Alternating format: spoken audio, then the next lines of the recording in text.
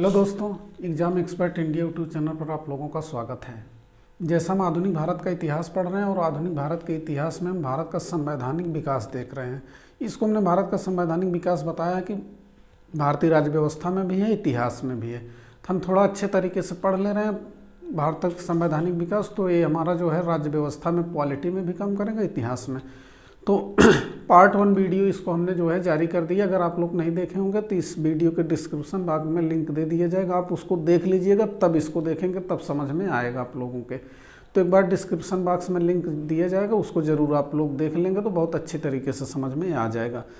तो हम भारत का संवैधानिक विकास पढ़ रहे हैं। भारत के संवैधानिक विकास को 2 चरणों में जैसे हम बांट के पढ़ रहे हैं। एक तो जो है कंपनी के अधीन जो भारत शासन अधिनियम बनाए गए, अर्थात जो ब्रिटिश संसद द्वारा कानून पारित किए गए, वो कंपनी को रेगुलेट करने के लिए बनाए गए, या हम कह सकते हैं कि भारत में अप्रत्यक्ष रूप से शासन कर रहे थे ब्रिटिश सरकार।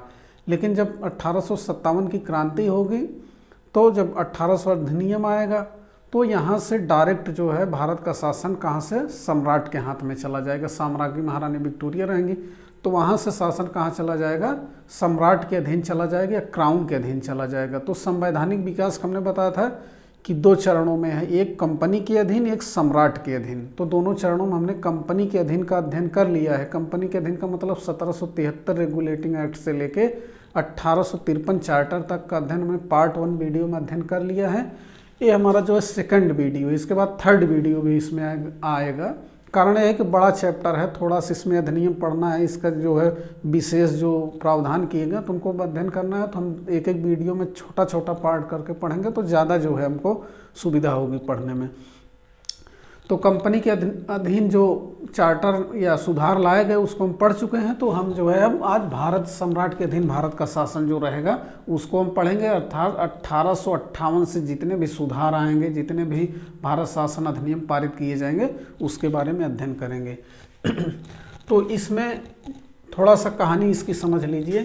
1857 की क्रांति हो जाएगी। अब 1857 की क्रांति जब हो जाएगी तो उस समय हम जानते हैं कि गवर्नर जनरल केनिंग रहेंगे, पामर्स्टर जो प्रधानमंत्री ब्रिटिश के रहेंगे। इसी समय जो है क्रांति होगी भारत में, 1857 की क्रांति होगी, जिसे जो है वीर सावरकर प्रथम स्वतंत्रता संग्राम कहते हैं। परीक्षाओं में लगातार पूछा भी जा रहा है ये चीज़।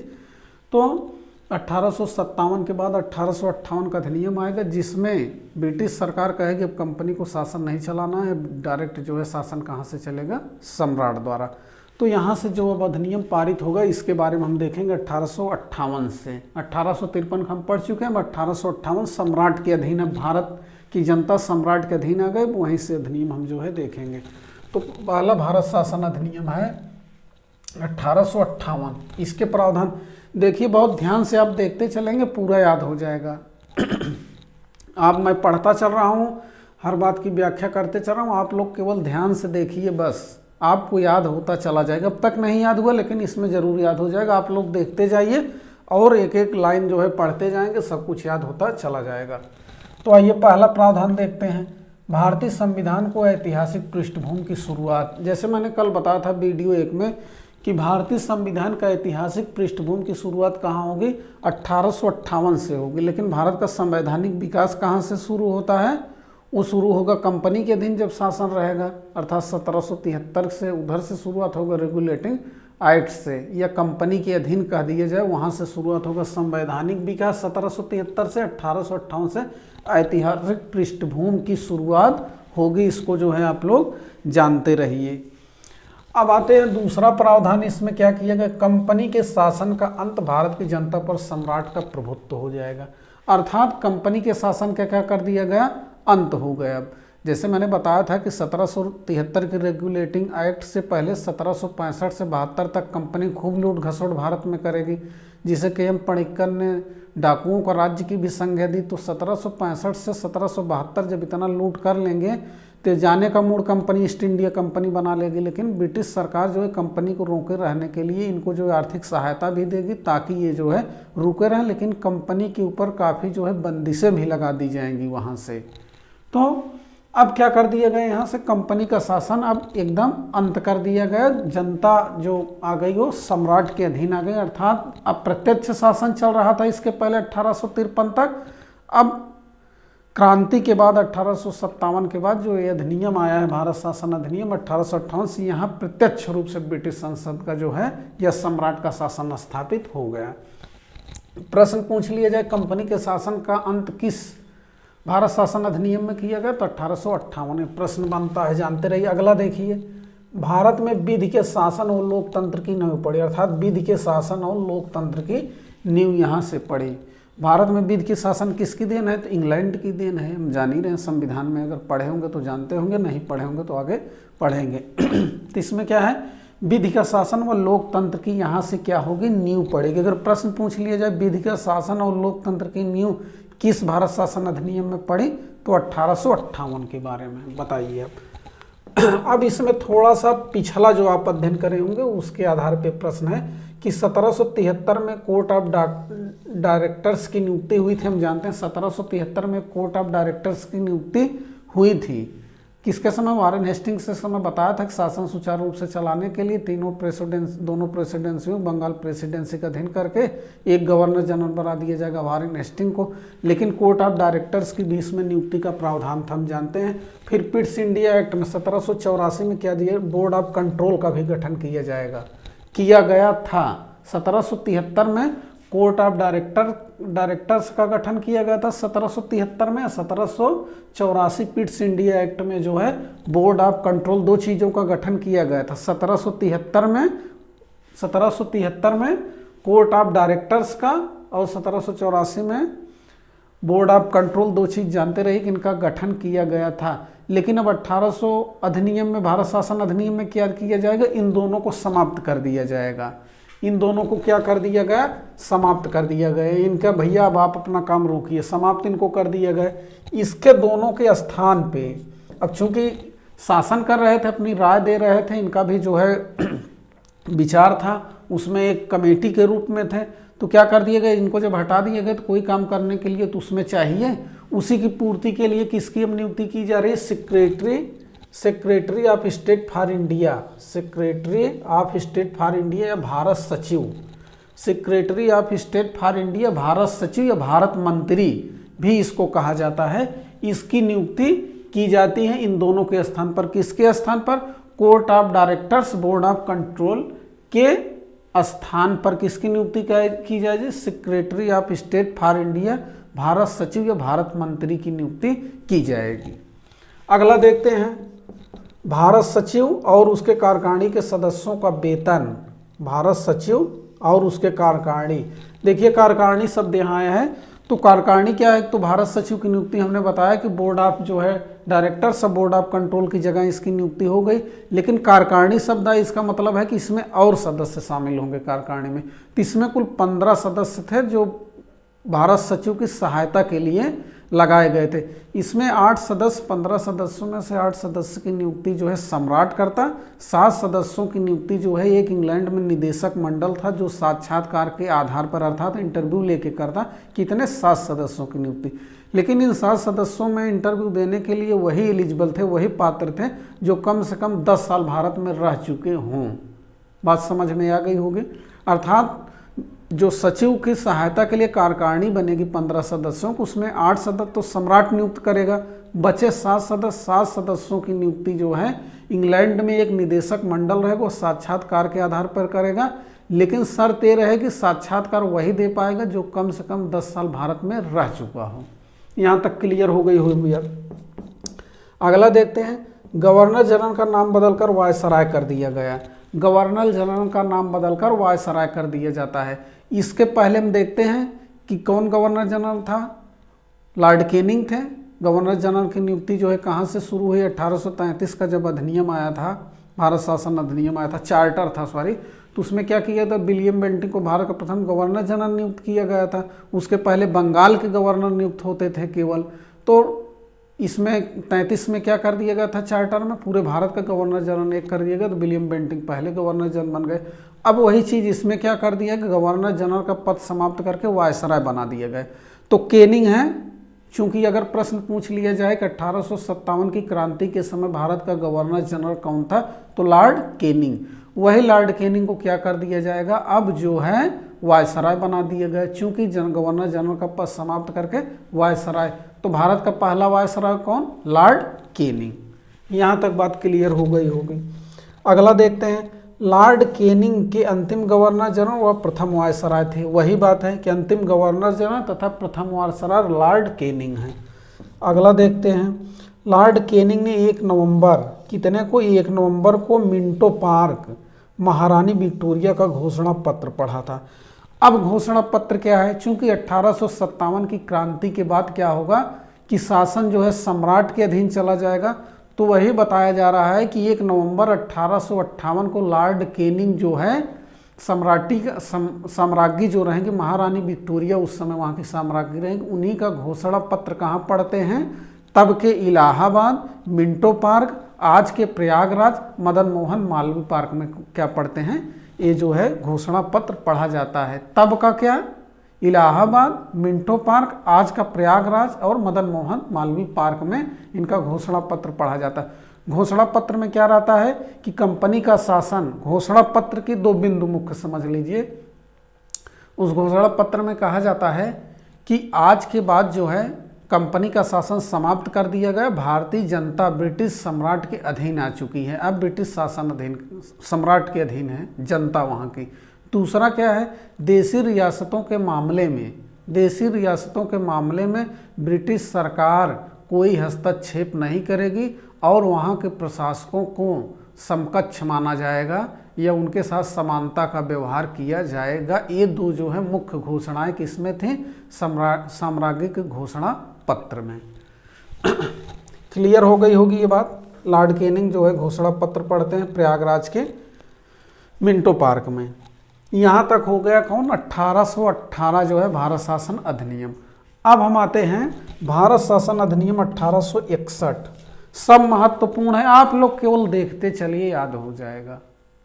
कुछ भी कर रहे हो, खाना बना रहे हो, कोई काम कर रहे हैं, जो भी कर रहे हो, वीडियो देखते रहिए, सब ऐसे अपने आप याद हो जाएगा। एक बार याद हो जाएगा तो याद हो जाएगा। भारत शासन अधिनियम 1861 पे आते हैं। ये क्या है? वायसराय की कार्यकारिणी सर्वप्रथम, वायसराय की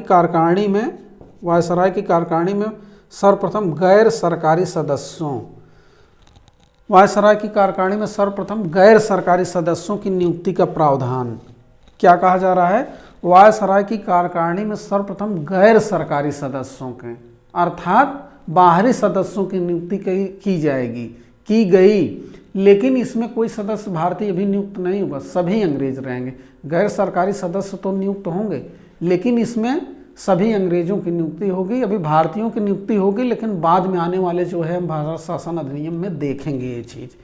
तो इसमें प्रश्न पूछा जाए कि इसमें जो है गैर सरकारी सदस्यों की नियुक्ति का प्रावधान सर्वप्रथम किया गया, तो भारत शासन अधिनियम 1861 में किया गया। ये प्रश्न बने। अगला क्या है? कार्यकारिणी के सदस्यों को एक एक विभाग दे दिया गया। एक एक क्या कर दिया गया? विभाग। कार्यकारिणी में जितने सदस्य थे, किसी को साफ सफाई, किसी को शिक्षा, किसी को वित्त, किसी को कुछ, जैसे आज मंत्री बंटे हैं देश में या प्रदेश में, राज्य सरकार या केंद्र सरकारों में, कोई स्वास्थ्य मंत्री, कोई चिकित्सा मंत्री, कोई मानव संसाधन मंत्री, तो कोई विदेश मंत्री, इस प्रकार का विभाग एक एक लोगों के पास है। इसकी नींव कहाँ पड़ी है? इसकी नींव पड़ी है भारत शासन अधिनियम 1861 में, जब वहाँ की कार्यकारिणी के जितने सदस्य हैं सभी को एक एक विभाग दे दिया गया और अपने विभाग की देख रेख करने की जिम्मेदारी उस सदस्य की हो गई। अर्थात भारत में पोर्टफोलियो शासन, पोर्टफोलियो या विभागीय शासन प्रणाली की शुरुआत कब हुई? विभागीय प्रणाली या पोर्टफोलियो प्रणाली की शुरुआत भारत में कब हुई? 1861 भारत शासन अधिनियम में। अब एक प्रश्न जैसे पूछ लिया गया, विभागीय प्रणाली की शुरुआत भारत में किस अधिनियम में दी गई, तो उसमें 3-4 विकल्प आपको दे देगा। 1861 है, 1892, 1909, 1935, कुछ भी इस तरीके से दे दिया गया। तो आपका एकदम क्लियर होना चाहिए कि 1861 में विभागीय प्रणाली की जो है शुरुआत हो चुकी थी, या पोर्टफोलियो शब्द का इस्तेमाल कर दिया जाए। दोनों का उत्तर जो है 1861 भारत शासन अधिनियम होगा। क्लियर हो गए यहाँ तक बात, जहाँ तक मैं समझ पा रहा हूँ। अगला, उत्तरदायी सरकार या मंत्रिमंडलात्मक।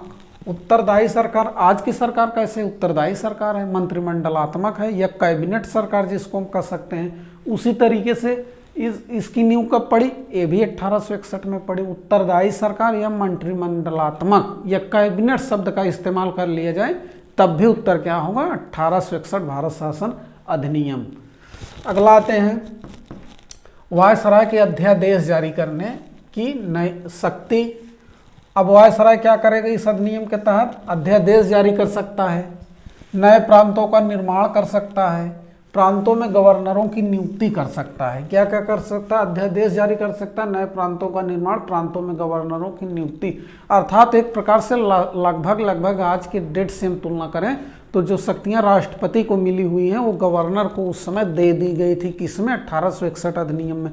कारण क्या है कि आज भी राष्ट्रपति को, अगर भारत के राष्ट्रपति को देखा जाए तो अध्यादेश जारी करने की शक्ति है। किस अनुच्छेद में? आर्टिकल 1 to 3 में 123 के अंतर्गत दिया गया है भारत के राष्ट्रपति को अध्यादेश जारी करने की शक्ति। उस समय भी ऐसा नहीं अध्यादेश जारी कर दिया था जीवन बना रहेगा, 6 महीने का था। आज तो मान लीजिए अगर संसद नहीं चल रही तो अध्यादेश जारी होगा 6 महीने हो, लगभग जो है 12-13 दिन और लगभग 7.5 महीने के करीब अध्यादेश जारी करने की शक्ति आज भी है। तो अध्यादेश जारी करने की शक्ति, नए प्रांतों का निर्माण भी होगा। अब तो संसद करेगी लेकिन अंतिम रूप से उस पर सिग्नेचर, चूंकि हम जानते हैं कि कार्यपालिका का प्रधान राष्ट्रपति होता है, तो राष्ट्रपति के बिना सिग्नेचर के कोई चीज़ अधिनियम बन ही नहीं पाएगा। तो नए प्रांतों का निर्माण, प्रांतों में गवर्नरों की नियुक्ति, तमाम जो है गवर्नर की नियुक्ति तब होती था राज्यपाल, वही गवर्नर क्या है, किनकी नियुक्ति भी राष्ट्रपति द्वारा होती है। तो लगभग वही शक्तियाँ जो है कि इसमें ऐसे संबंध, कोरिलेट रिलेशन बना के अगर हम याद करेंगे तो हमको याद होगा कि आज की जो राष्ट्रपति की शक्तियाँ हैं 1861 में ब्रिटिश गवर्नर अपने गवर्नरों को दे चुकी थी। आइए अगला देखते हैं। मद्रास, बम्बई, कलकत्ता में एक उच्च न्यायालय की स्थापना की गई थी। हम जानते हैं 1773 रेगुलेटिंग एक्ट के तहत भारत में सुप्रीम कोर्ट तत्कालीन का जो है कलकत्ता में बनाया गया सुप्रीम कोर्ट 1773 रेगुलेटिंग एक्ट के तहत, लेकिन वो सुप्रीम कोर्ट था। यहाँ किसकी बात हो रही है? उच्च न्यायालय, हाई कोर्ट की बात हो रही है। तो मद्रास, बम्बई, कलकत्ता 3 प्रेसिडेंसी थी उस समय ना। जैसे महानगर आज 4 हैं, अब तो महानगर कई हो गए हैं अगर जनसंख्या पॉपुलेशन के अनुसार देखें, लेकिन मुख्य मेट्रो सिटी 4 भारत में है। दिल्ली उसमें नहीं था, प्रेसिडेंसी की बात है। तो मद्रास, बम्बई, कलकत्ता 3 प्रेसिडेंसी ब्रिटिश सरकार की थी। तीनों प्रेसिडेंसियों में क्या किए? एक जो है उच्च न्यायालय की स्थापना की, और सुप्रीम कोर्ट की स्थापना कलकत्ता में पहले की जा चुकी थी 1773 रेगुलेटिंग एक्ट के तहत। 1774 में स्थापित भी हो चुका था। लेकिन ये जानते हैं कि अंतिम अपीली न्यायालय सुप्रीम कोर्ट नहीं था। आज की तरह जैसे हमारे सुप्रीम कोर्ट में अंतिम अपीली न्यायालय उस तरीके से नहीं था। अंतिम अपीली न्यायालय इंग्लैंड में प्रीवी काउंसिल में होता था। ये चीज़ भी जानते रहिए। अगला आते हैं इंडियन पेनल कोड। ये जानते होंगे, बहुत चर्चा होती है। आईपीसी की धारा इतना, आईपीसी की धारा उतना में 176 में, 376, 120B, 121D, ऐसे तमाम प्रकार की धाराएं हैं। तो इंडियन पेनल कोड का सर्वप्रथम प्रावधान कब किया गया था? इसी में, किसमें? 1861 भारत शासन अधिनियम में। इतनी बातें जो हैं इसमें महत्वपूर्ण थी, बहुत महत्वपूर्ण है। 1861 परीक्षाओं की दृष्टि से अति महत्वपूर्ण है। बराबर इसमें से प्रश्न पूछे जाते हैं। इसको जो है आप लोग विशेष रूप से ध्यान रखिएगा। एक बार थोड़ा सा हम इसको और रिमाइंड कर लेते हैं कि क्या चीज़ इसमें प्रावधान किया गया था। सर्वप्रथम गैर सरकारी सदस्यों की नियुक्ति की जाएगी इस अधिनियम में। दूसरा, विभागीय प्रणाली या पोर्टफोलियो शासन प्रणाली की नींव इसी 1861 भारत शासन अधिनियम में पड़ेगा। अगला, उत्तरदायी सरकार या मंत्रिमंडलात्मक शासन की नींव पड़ेगी इसमें। अगला क्या है? वायसराय अध्यादेश जारी कर सकता है, नए प्रांतों का निर्माण कर सकता है, गवर्नरों की नियुक्ति कर सकता है। तीनों प्रेसिडेंसियों में मुंबई हो गया, कोलकाता हो गया, मद्रास हो गया, इसमें एक जो है उच्च न्यायालय की स्थापना की गई थी। आईपीसी का गठन सर्वप्रथम इसी में हुआ 1861 भारत शासन अधिनियम। इतना चीज हमको इसमें ध्यान रखना है। अगले पे आते हैं। अगले का मतलब 1892 में भारत शासन अधिनियम 1892 में। इसमें हम देखते हैं कि क्या तथ्य दिया गया है। अब देखिए, इसमें पहला तथ्य है वार्षिक बजट पर। वार्षिक बजट, फाइनेंशियल ईयर में एक बजट पेश किया जाता है, आज भी पेश किया जाता है ना। तो वही है, वार्षिक बजट पर बहस करने का सर्वप्रथम भारतीयों को अधिकार मिला। अर्थात बजट पर जैसे आज बहस होती है कि बजट ऐसे, विपक्ष के नेता कहेंगे खराब है, किसान कहेंगे हमारे अनुकूल नहीं है, व्यापारी कहेंगे हमारे अनुकूल नहीं, मजदूर कहेंगे मेरे अनुकूल नहीं, तमाम प्रकार की टीका टिप्पणी होती हैं। संसद में इस पर क्या होता है, बहस भी होता है, टीका टिप्पणी भी होती है। तो सर्वप्रथम भारतीयों को अधिकार बहस का किस पर मिला, सर्वप्रथम भारतीयों को वार्षिक बजट पर बहस का मिला, लेकिन पूरक प्रश्न पूछने व मतदान का अधिकार नहीं दिया गया। अब इसमें क्या कर दिया गया, वार्षिक बजट पर बहस तो आप कर सकते हैं, बहस होगी, लेकिन पूरक प्रश्न आप नहीं पूछे जाएंगे। पूरक प्रश्न कैसे होता है, जैसे मान लीजिए आप पूछ लिए कि रेलवे का किराया 10 रुपये बढ़ गया, हाँ 10 रुपये बढ़ गया, वित्त मंत्री जवाब दिए जो फाइनेंशियल बजट देगा, हाँ 10 रुपये बढ़ गया, क्यों बढ़ गया, कैसे बढ़ गया, कितना इससे वित्तीय कोष एकत्रित होगा, उसका क्या होगा, इस तरीके के कोई प्रश्न आप पूछ नहीं पाएंगे। इसी को क्या कह दिया जाता है, पूरक प्रश्न। अर्थात एक प्रश्न पूछे आप, उत्तर उसका मिल गया, फिर उसी से दोबारा प्रश्न आप नहीं पूछ पाएंगे, उसी से संबंधित दूसरा प्रश्न, उसी को पूरक प्रश्न कह दिया गया। पूरक प्रश्न नहीं पूछ पाएंगे और मतदान का अधिकार भी नहीं मिलेगा, किसी मुद्दे पे आप मतदान नहीं करवा पाएंगे ना, तो मतदान का अधिकार भी नहीं मिला। आज तो तमाम प्रकार का संसद में मतदान का अधिकार होता है, तो उस तरीके का कोई अधिकार अभी नहीं मिला, आगे चल के मिलेगा। अगला क्या है, प्रांतों की विधानसभाओं में, प्रांतों की जो विधानसभाएं थी उसमें क्या हो रहा है, कुछ सदस्य नगर पालिका, जिला बोर्डों, विश्वविद्यालय, व्यापार मंडलों से मनोनीत होकर, ये चीज एकदम शब्द ध्यान रखिएगा कि नॉमिनेटेड शब्द, अर्थात 1892 में प्रांतों की विधानसभाओं में कुछ सदस्य जो है विश्वविद्यालयों, जिला बोर्डों और नगर पालिकाओं, व्यापार मंडलों से आने लगे, लेकिन वो कैसे आएंगे, मनोनीत होके, लेकिन इसके पहले आते ही नहीं थे। चलिए कम से कम शुरुआत तो हुई उन क्षेत्रों से आने की। जैसे मान लीजिए अभी उत्तर प्रदेश में विधान परिषद है, विधान परिषद से सदस्य क्या है कि राष्ट्रपति, राज्यपाल कुछ लोगों को मनोनीत करता है ना, कुछ चुनाव जीत के कुछ स्नातक से आते हैं, कुछ शिक्षकों से आते हैं, कुछ विधानसभा के सदस्य चुनाव करते हैं, लेकिन कई प्रावधान है उस समय। लेकिन जो ये है, प्रांतों की विधानसभा में कुछ सदस्य, विधानसभा में कुछ सदस्य मनोनीत, नॉमिनेटेड होके आएंगे, कहाँ से, नगर पालिकाओं से, जिला बोर्ड, विश्वविद्यालय, व्यापार मंडलों से रहेंगे सदस्य, लेकिन वो मनोनीत होकर, नॉमिनेटेड होके आएंगे, उनका भी इलेक्शन नहीं होगा। तो इससे क्या होगा, अप्रत्यक्ष निर्वाचन प्रणाली की नींव पड़ गई। अप्रत्यक्ष निर्वाचन प्रणाली की क्या पड़ गई, नींव पड़ गई, अर्थात उनका चुनाव नहीं हो रहा, मनोनीत होकर डायरेक्ट चले आएंगे। जब चुनाव उनका हो जाएगा तब आएंगे, तब क्या हो जाएगा, डायरेक्ट हो जाएगा, उसी को क्या जाए, प्रत्यक्ष निर्वाचन प्रणाली। अभी लेकिन वो नहीं है। अभी यहाँ एक चीज ध्यान रखिएगा, मनोनीत, अभी इसमें वो चीज फिर आएगा एक बार। अब कौन आ जाता है, भारत शासन अधिनियम 1909 या मार्ले मिंटो सुधार। मार्ले ऐसे भी लिखा जाता है, कहीं आप देखे होंगे, दोनों तरीकों से लिखा गया है किताबों में, इंग्लिश शब्द है, हिंदू में इधर उधर त्रुटि हो जाती है। तो भारत शासन अधिनियम 1909 या मार्ले मिंटो सुधार। मार्ले मिंटो सुधार क्या था, मार्ले मिंटो, अगर हम सुधार की इसकी बात करो तो कुल मिला के कर्जन की बांटो और राज्य करो की नीति को आगे बढ़ाने के लिए था। किसकी नीति को, कर्जन की। जैसे लॉर्ड कर्जन था तो बंगाल विभाजन की एक उसकी सोच थी कि विभाजन करके हम सांप्रदायिक आधार पर बांट देंगे तो शासन आसानी हो जाएगा, किसी प्रकार का विद्रोह दबाने में आसानी होगा। तो उसी की नीति को क्या किया है, बांटो और राज्य की नीतियों को आगे बढ़ाने के लिए पारित किया गया। बांटो और राज्य करो की नीति को आगे बढ़ाने के लिए ये अधिनियम पारित किया गया था। मार्ले उस समय क्या था, भारत सचिव था। मिंटो क्या था उस समय, वायसराय था। ये हम जान ही रहे हैं, मार्ले के बारे में पूछा जाए भारत सचिव, मिंटो जो है वायसराय था। इसी के नाम से जो है मार्ले मिंटो सुधार कहा गया, क्योंकि इस नीति को लागू करने में इनका बहुत बड़ा योगदान था। क्या था, जब 1906 में मुस्लिम लीग की स्थापना हो जाएगी तो उसी में से प्रेरित एक कमेटी आएगी मार्ले मिंटो से मिलने कि हमको जो है सांप्रदायिक आधार पर प्रतिनिधित्व दिया जाए। सांप्रदायिक आधार पर प्रतिनिधित्व की मांग कर लेते हैं, मिंटो समर्थन कर देगा, विदेश सचिव मार्ले रहेगा, वो भी मान जाएगा, फिर दोनों मिलकर क्या करेंगे, इसको जो है भारत शासन अधिनियम 1900 पारित करवा लेंगे। भारत में अगर देखेंगे तो बाद में यही जो है देश के विभाजन का एक बहुत बड़ा कारण रहेगा, क्योंकि यहीं से जब 1900, चूंकि कांग्रेस शुरू में इसका विरोध करेगी, लेकिन 1916 में जब लखनऊ अधिवेशन होगा, अंबिका चरण मजूमदार अध्यक्ष रहेंगे, तो वहाँ क्या होगा, लीग की इस मांग को मान लिया जाएगा, कांग्रेस एक्सेप्ट कर लेगी।